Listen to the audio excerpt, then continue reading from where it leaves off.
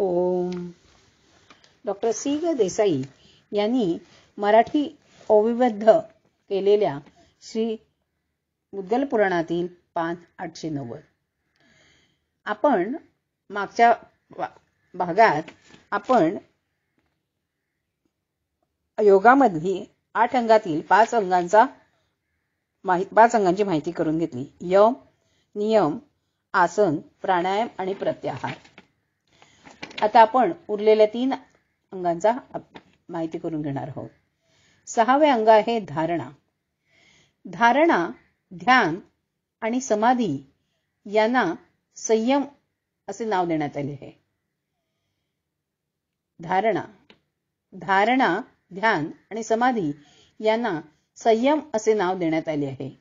एखाद्या ठिकाणी म्हणजे हृदयात, नाकाच्या टोकावर व जिभेच्या टोकावर वा इष्टदेवतेच्या मूर्तीवर मनाला केंद्रित करणे याला धारणा म्हणतात.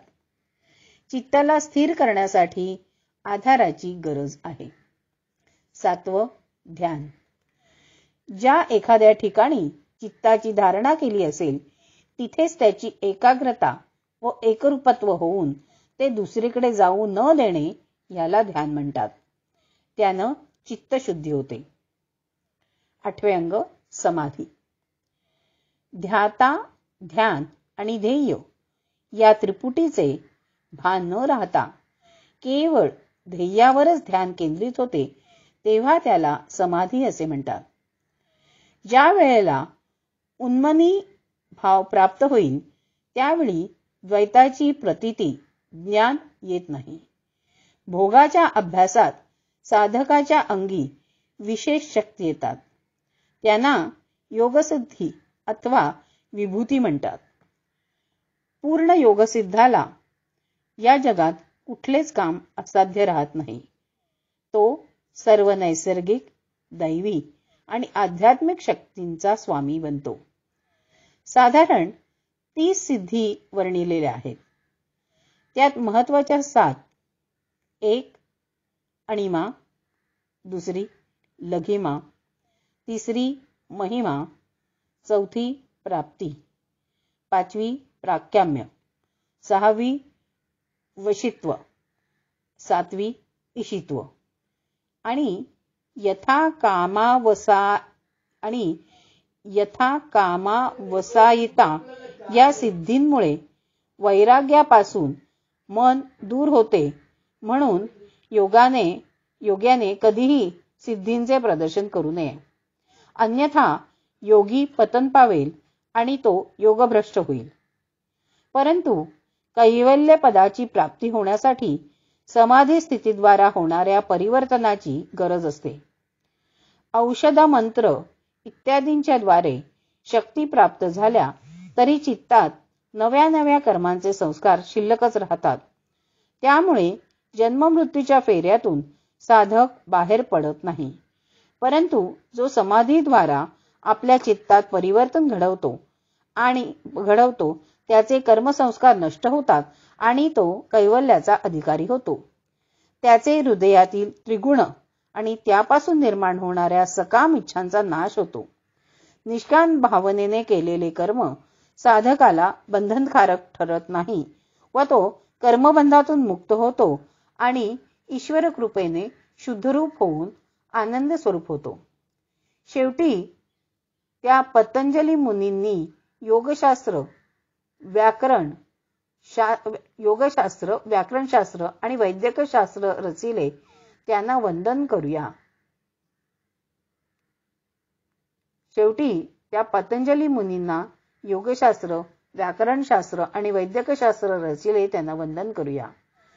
योगेन चित्तस्य पदेन वाचाम मलं शरीरस्य च वैद्यकेन अपाकरोत्तम प्रवरं मुनीनां पतंजलिं प्रांजलिरानतोस्मि.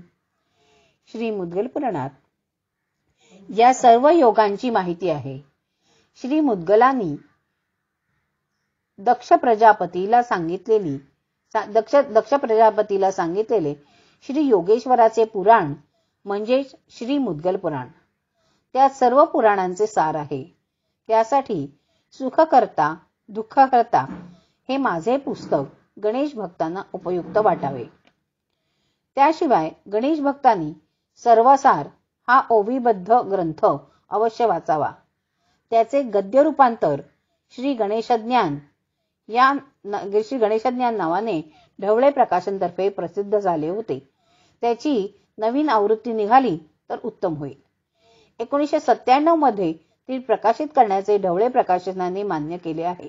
ही आनंदाची गोष्ट आहे. या ग्रंथाचे सार संक्षेपाने असे आहे.